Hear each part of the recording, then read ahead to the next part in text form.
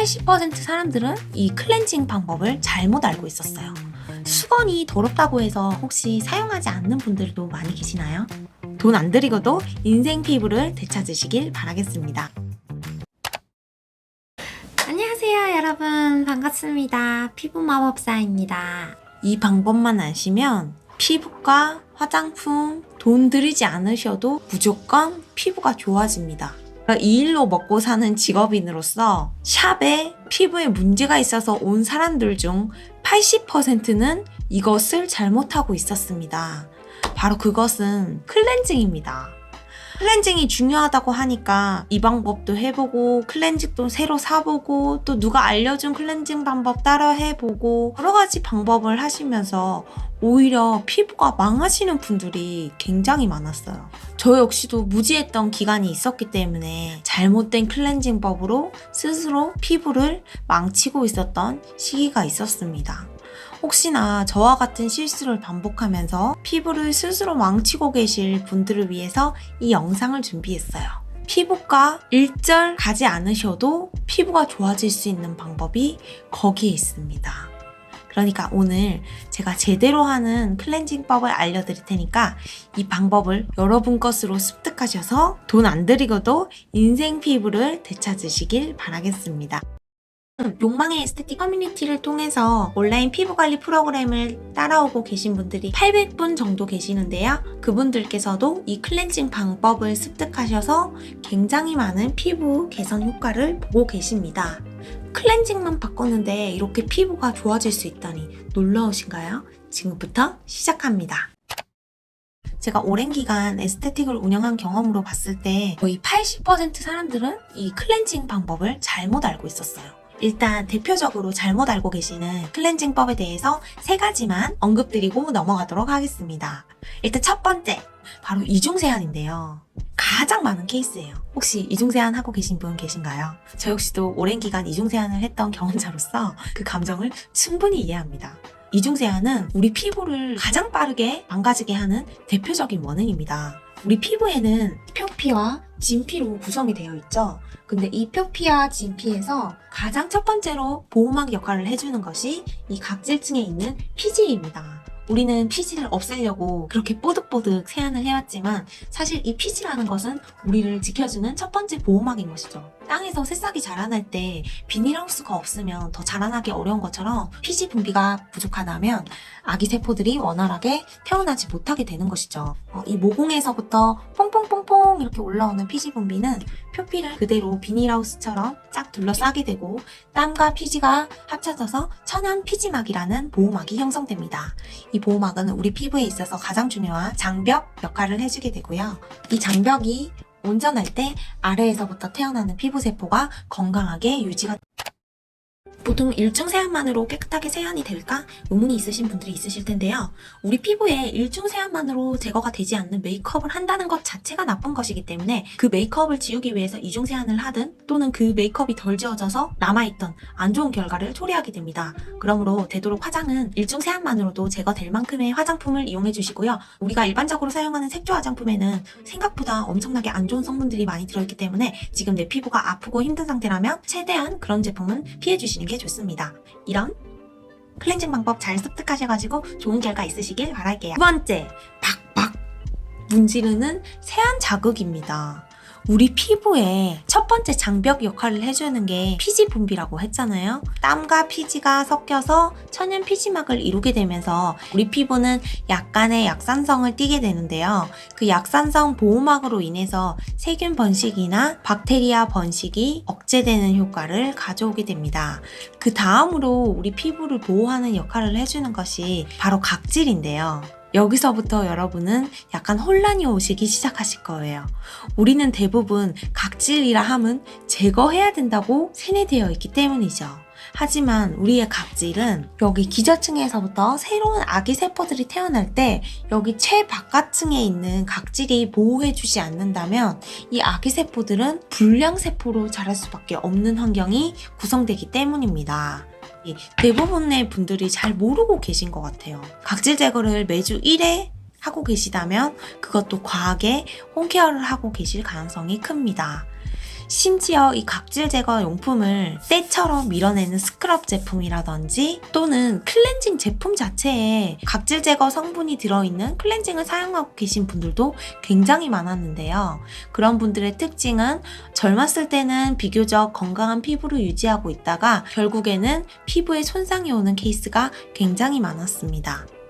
세 번째 잘못된 세안 습관은 세안 직후에 바로 물기를 제거하지 않는 습관입니다. 우리가 일반적으로 접하는 수돗물이 깨끗하지 않아서 그런 것이 아니고요. 우리가 세안을 했을 때 물기가 남아있으면 왠지 얼굴이 더 촉촉해질 것 같고 깊게 흡수됐으면 좋겠는 마음에 이렇게 두드려서 흡수시키기도 하잖아요.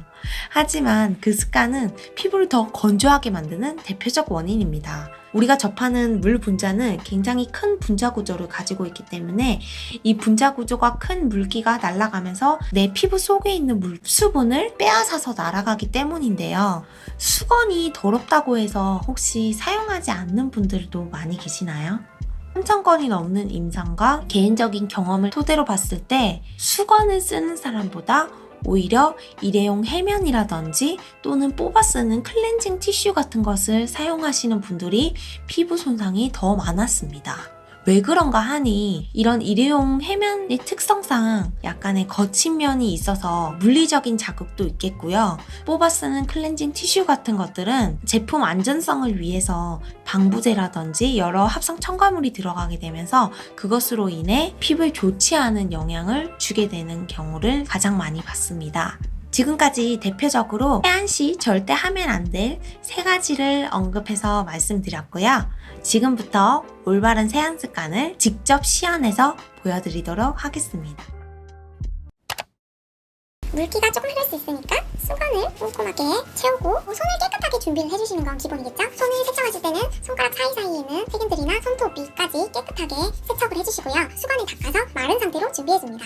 그 다음 제품을 손에 살짝 덜어주는데요. 보통 여기에서부터 첫 번째 실수를 하시게 되는데 이 클렌징 제품을 바로 물 분자랑 섞어서 거품을 내는 분들도 많이 계십니다. 하지만 클렌징 제품의 특장점을 잘 이용하려면 물기가 닿지 않는 상태에서부터 피부에 도포하여서 세정해 주시는 게 가장 좋습니다. 물론 거품 테라피를 한다든지 거품을 내기 위해서 거품기에 넣었을 때는 약간의 물 분자를 섞어줘야 되겠지만 일반적으로 화장을 하고 지울 때 가장 소량으로도 깨끗하게 세안을 할 수 있는 방법은 물 분자를 섞지 않고 먼저 제품을 도포하는 방법입니다. 이렇게 도포를 하다 보면 약간 뻑뻑한 느낌이 드실 거예요. 그때 물을 살짝 붙여서 다시 러빙을 해줍니다. 이때 주의하실 점은 러빙을 하실 때 뻑뻑하지 않도록 물을 계속 첨가해 가면서 세정을 해주시는 거고요. 그리고 특히나 이마 끝 부분과 관자놀이, 귀, 그리고 귀 뒤. 귀 뒤는 손가락을 V자를 만들어서 이렇게 세척해주면 편합니다. 그리고 목,